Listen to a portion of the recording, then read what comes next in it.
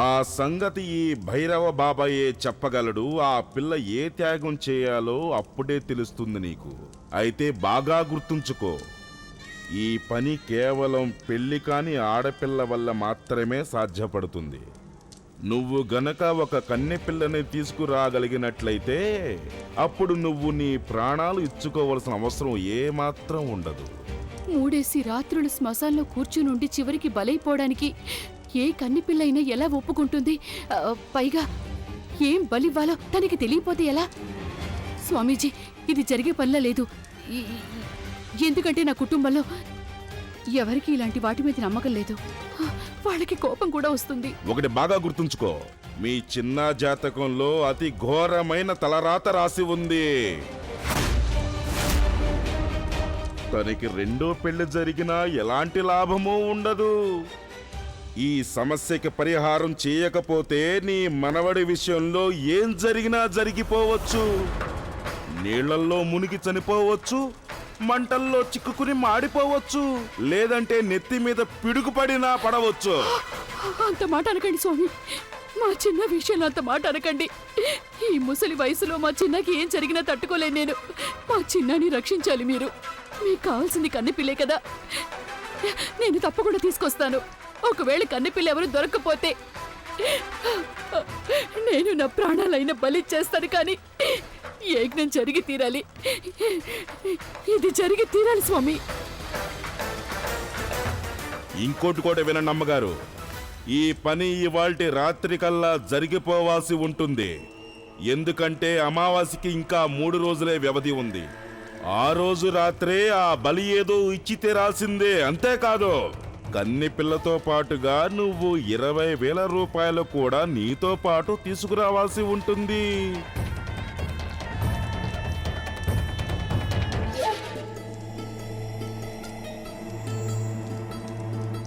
డబ్బుగల ఈ ముసల్ది తనకున్నదంతా మనకే దోచిపెట్టాలని అనుకుంటూ ఉంటే మనదే పోతుంది. స్వయంగా లక్ష్మీదేవే తలుపు తడుతుంటే ఎవరు తలుపు తీనంటారు చెప్పు? ఇప్పుడు ఆ లక్ష్మీనే మన తలుపు తట్టబోతోంది. ఇదేంటి గంగా ఇలా చేస్తున్నావు? ముందు నువ్వు నాతో రా సాగర్. అసలు నన్ను ఎక్కడికి తీసుకెళ్తున్నావు? మాట్లాడకుండా వస్తావా లేదంటే ప్రశ్నల మీద ప్రశ్నలు వేస్తావా? సాగర్, నాకు ఆ మామిడికాయ కావాలి, కొంచెం అది కోసివా? Ganga, are you serious? Sagar please, నేను అడిగింది మామిడికాయగా. చెట్టు నుంచి కోయడం ఎందుకు? నీకు కావాల్సింది మామిడికాయగా, మార్కెట్లో కొనిస్తాను పదా. లేదు లేదు సాగర్, చెట్టుకున్నది కోసుకునే తినాలి. అలా చెట్టుకున్న కాయ కోసుకొని తింటే మజాయే వేరు. ఆయన నువ్వు వద్దంటున్నావు కదా, ఏం పర్లేదులే, నేనే కోసుకుంటాను.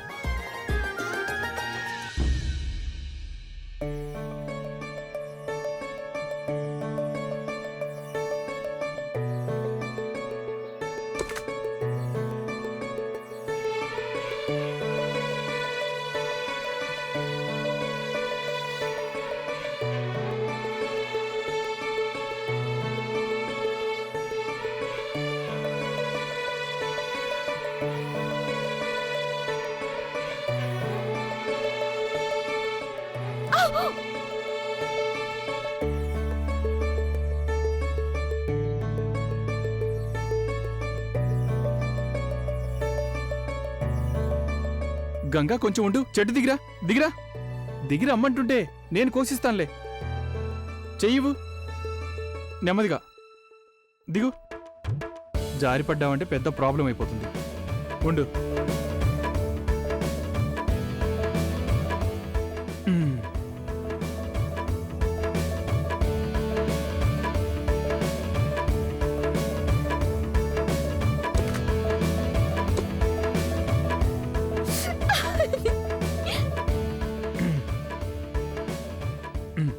చాలా ఇక చాలదు, ఇంకొకటి కావాలి. అదిగో అక్కడుంది, అదిగో. గంగా, ఒకటి ఇచ్చానుగా నీకు. ప్లీజ్ సాగర్, ఇంకొకటి.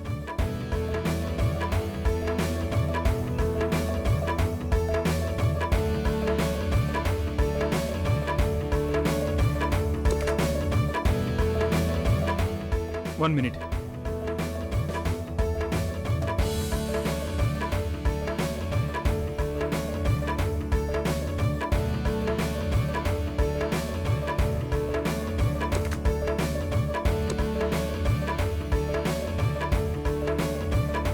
తీసుకో చాలా.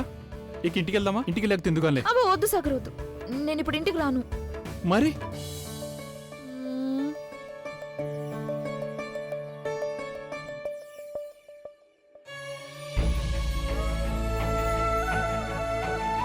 No way Ganga, no please.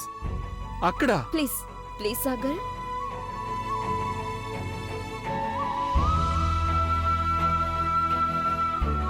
వెళ్దామా?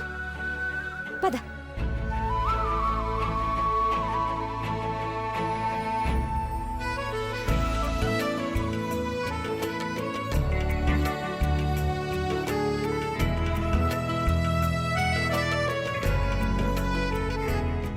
ఇలా తింటే ఎంతో బాగుంది కదా. చాలా ఏళ్ల తర్వాత తింటున్నా ఇలా. చెట్టు మీద కూర్చొని తిందామంటే ఒప్పుకోలేదు, వద్దంటే వద్దన్నావు. ఇప్పుడు బాగుందా లేదా? చాలా. అంటే ఎంజాయ్ చేస్తున్నావు కదా, అందుకే ఎదురు ప్రశ్నలు వేయకుండా నేను చెప్పింది చేయాలి, తెలిసిందా? సరే అయితే ఇక నువ్వు ఎలా చెప్తే అలాగే. ఎందుకంటే నీకే నా గురించి నాకంటే బాగా తెలుసు కదా.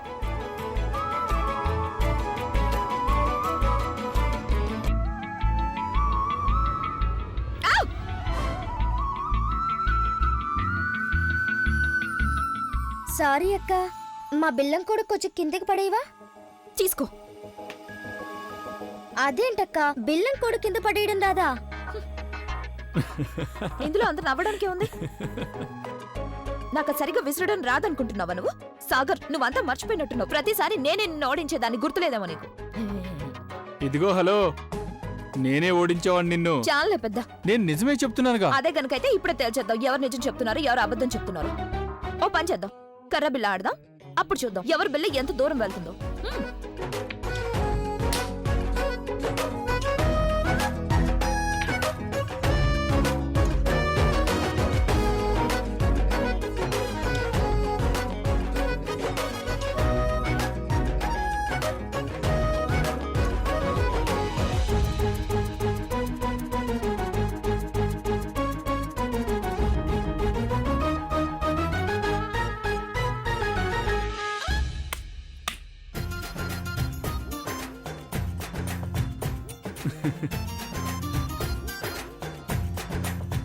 అరే కమాన్, ఇంకోసారి ట్రై చేయి.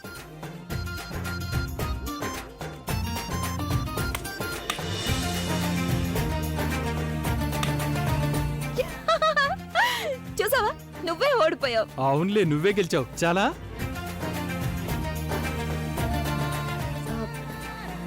మనం కాసేపు ఘాట్ దగ్గరికి వెళ్దామా? పదా.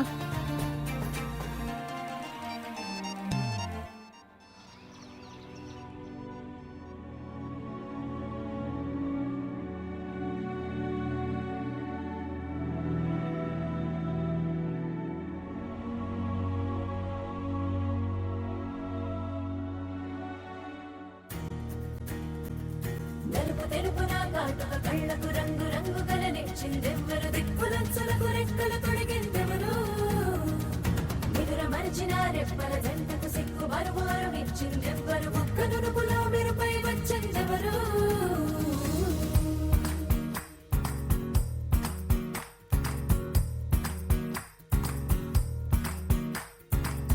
నా వసంతం నీకు సొంతం, నా సమస్తం నీది కదా నేస్తం, నా ప్రపంచం పొడవ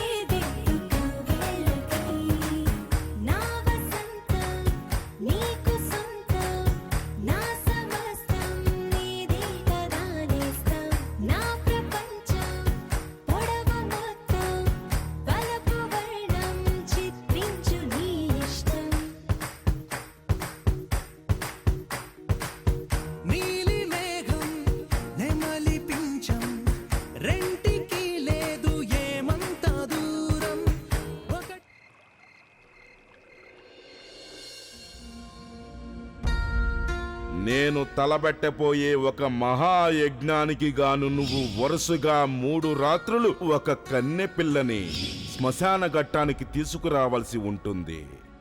అమ్మగారు, పూజ వేళ ఎలాగో అయిపోయింది. అయినా మీరు హారతి పళ్ళని తీసుకురామంటే తీసుకొస్తాను. తీసుకురా. అలాగే. అమ్మమ్మ, వైద్యుడు గారు ఏం చెప్పారు? వైద్యుడు గారా? అదే మీరు వైద్యుడి దగ్గరికి వెళ్ళారు కదా, ఆ సంగతి కోడలు గారు అడుగుతున్నారు. వైద్యుడి గారు ఏం చెప్పలేదు. అదే ఇది వరకు వేసుకునే మందులే వేసుకోమన్నారు అంతే. అంటే ఆ మందులు పనిచేస్తున్నాయన్నమాట. అత్తయ్య, మీరు పూజ చేసుకోండి, నేను మీకు వేడివేడి పాలు తీసుకొస్తాను. గౌందే గారు, మీరు కిచెన్లోకి రండి. సరే, ఇదిగో అమ్మగారు.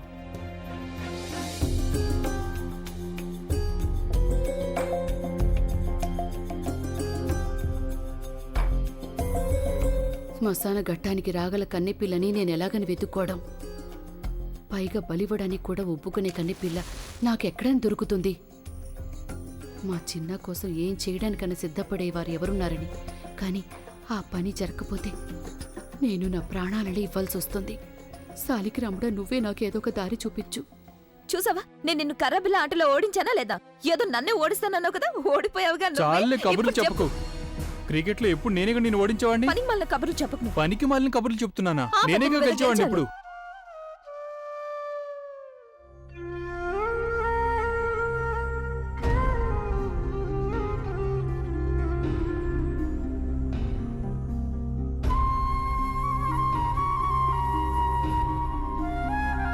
గంగ విషయంలో మనం పెద్ద పొరపాటే చేశాం. అది తప్పని ఇప్పుడు అర్థమైంది నాకు. ఎందుకలా వేరు చేశాం వాళ్ళిద్దరినీ? ఎందుకని అర్థం చేసుకోలేకపోయాం? ఇద్దరూ కలిసినప్పుడు ఎంత సంతోషంగా ఉన్నారు కదా. ఎందుకంత స్వార్థపరులం అయిపోయాం మనం? ఎందుకు తెలుసుకోలేకపోయాం వాళ్ళిద్దరి సంతోషం గురించి? అసలు అర్థమే చేసుకోలేకపోయాం. ఈ గంగ ఒక్కతే సాగర్ని అన్ని విధాలా సంతోషపెట్టగలదని. సాగర్ మీద తనకెంతో నిస్వార్థమైన ప్రేమ. పూర్వజన్మల పుణ్యం వల్ల మన ఇంటికొచ్చింది గంగ. సాగర్ని చిన్నప్పటి నుంచి ఇష్టపడుతుంది. సాగర్ కూడా తనంటే చాలా ఇష్టం.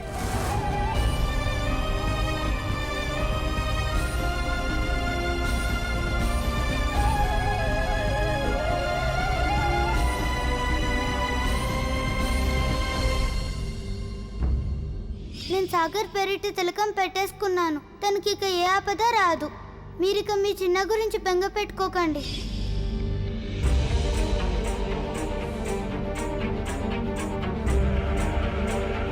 గంగా గంగా ఉందిగా? అవును, తనింకా కన్నిపిల్లే. ఏదో చిన్నప్పుడే ఆ పెళ్లి జరిగింది కదా. అయినప్పటికీ తనిప్పటికీ కన్నిపిల్లే. కోడలు అన్నమాట నిజమే. ఈ గంగ ఎప్పుడు మా చిన్నాన్ని కవచంలా కాపాడుతూనే వచ్చింది. ఏదో తనని కాపాడటానికే పుట్టినట్టుంది తను. తప్పుకు అంతం తప్పు. మరీ అంత క్రూరంగా ఆలోచించకు. ఒక అనాథ పిల్లని ఆ కాలభైరవుడు అడిగినట్లుగా బలి ఇవ్వడానికి ఎలా ఒప్పుకోగలవు నువ్వు? నీ చిన్నా కోసం మరీ అంత స్వార్థపరురాలైపోతావా? ఆ దేవుని చూసైనా భయపడు. ఆ పిల్ల తల్లిదండ్రుల గురించైనా ఆలోచించు. తను కూడా ఒక అమ్మా నాన్న కన్నబిడ్డే కదా. అయితే మాత్రమేంటి? ఎవరో ఒకరు బలై తీరవలసిందేగా. అప్పుడొకసారి నుదుట కుంకుమ పెట్టుకుని ఎంతో పెద్ద త్యాగం చేసిందా గంగ. ఇప్పుడిక కాలభైరవుడు అడిగిన బలి కూడా ఆ పిల్ల ఇవ్వగలదు. గంగా, ఇప్పుడు నువ్వే కాపాడాలి మా చిన్నాని. అందుకుగాను నువ్వు నీ ప్రాణాలు ఇవ్వాల్సి ఉంటుంది.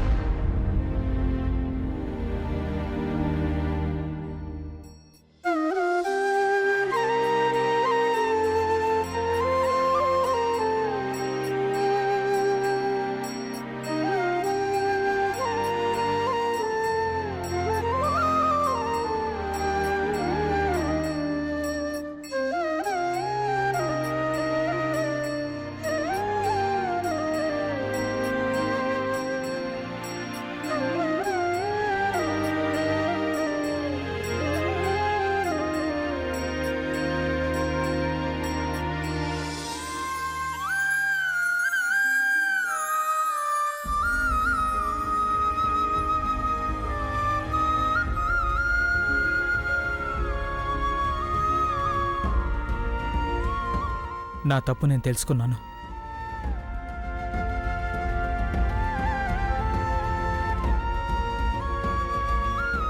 ఈ ఇంట్లో ఈ తాడు ఇకపై ఉండనక్కర్లేదు.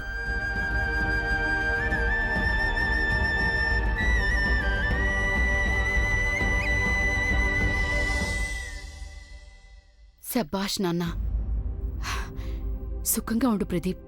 నువ్విలా తాడు విప్పేసినందువల్ల నా గుండెల మీద నుంచి ఎంత బరువు దిగిపోయిందో ఏం చెప్పంటావు? ఇది చూస్తే మీ నాన్నగారు ఎంతగా సంతోషిస్తారో తెలుసా నీకు? మీ తండ్రి కొడుకుల మధ్య వచ్చిన అడ్డుగోడలు కూలిపోయాయి. కానీ నానమ్మ, నేను చేసిన ఆ తప్పుకి ఆయన నన్ను క్షమించగలరంటావా? అంటే నువ్వు మీ నాన్నగారిని సరిగ్గా అర్థం చేసుకోలేదు. మీ నాన్నగారికి నీకంటే సాగర్ మీదే ప్రేమని అనుకునేవాడివి. అది తప్పు నాన్న. ఏ తండ్రి అయినా తన పెద్ద కొడుకునే ఎక్కువగా ప్రేమిస్తాడు. తన మీదే ఎన్నెన్నో ఆశలు పెట్టుకుంటాడు. ఆ తండ్రి తన పెద్ద కొడుకే తన కలలు నిజం చేస్తాడని కోరుకుంటాడు. అందుకే ఆయన అంత కఠినంగా ఉండేవారు. ఆయన ఆశల్ని నెరవేర్చాలనుకున్నారు. నువ్వు జీవితంలో ఏదైనా సాధించాలనుకున్నారు. అయితే ఒక తప్పు మాత్రం చేశారు. నీ కలల్ని ఆయన పట్టించుకోపోవడం మాత్రం తప్పే. కానీ ఆయన చేసిన ఆ తప్పుకి ఎంతో పెద్ద శిక్ష పడింది ఆయనకి. లేదు మమ్మీ, నేను ఆయన ప్రేమను అర్థం చేసుకోలేకపోయాను. తప్పు చేసింది నేనే, శిక్ష పడాల్సింది నాకు. I'm sorry. చాలు నాన్న, చాలు.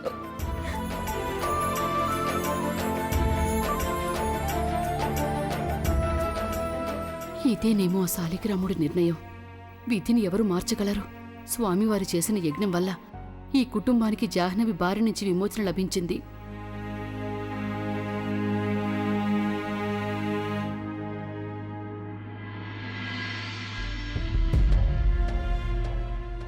కానీ దీంతో కష్టాలన్నీ తీరిపోలేదు. చిన్న జాతకంలో ఉన్న మార్గదోషం నుంచి కూడా విమోచన ఇంకా లభించవలసి ఉంది.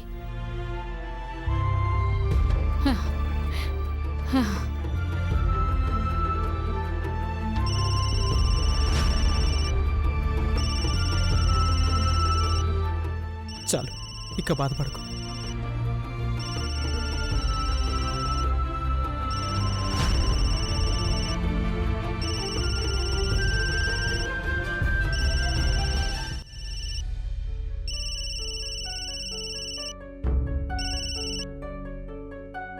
చెప్పండి స్వామీజీ, చెప్పండి. నేను నీకు మళ్ళీ జ్ఞాపకం చేస్తున్నాను. మెల్లగా సమయం మించిపోతోంది. ఇవాళ రాత్రికల్లా నువ్వు కన్నెపిల్లను తీసుకుని రాకపోతే అప్పుడు అనర్థం జరుగుతుంది. స్వామి, అది నేను ఎలా చెయ్యాలో నాకే తోచటం లేదు. అసలు హలో హలో, ఫోన్ పెట్టేశారే.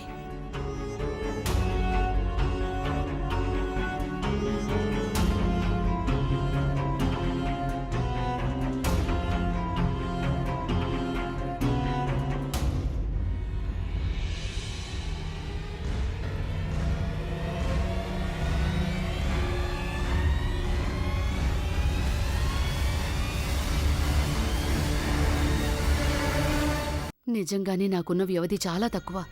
నేనివాళ రాత్రి గంగని శ్మశాన ఘట్టానికి తీసుకెళ్ళాలి. అయితే మరి గంగ కూడా స్వామి విషయంలో నమ్మకంతో ఒప్పుకుంటుందా అని? అయ్యో శాలిగ్రాముడా, కోడలికి గాని ప్రదీప్కి గాని ఈ విషయం తెలియకుండా ఉండేలా చూడు స్వామి. ఏదో నిరంజన్ ఢిల్లీ వెళ్ళిపోయాడు కనుక సరిపోయింది. లేదంటే తానుంటే తప్పకుండా నానా రభస జరిగేది. నేనేం చేయడం? ఎలా? గోవిందయ్య గారు, నేను అమ్మగారికి పాలు తీసుకెళ్తున్నాను. అరే, ఏమైపోయింది? ఇది కనపడదే. ఇదిగో అమ్మగారు, ఇన్నాళ్ళకి నేను మళ్ళీ పాలు తీసుకొచ్చాను. మందులు వేసుకునే టైం కూడా అయిందిగా, నేను మందులు తీసుకొస్తాను.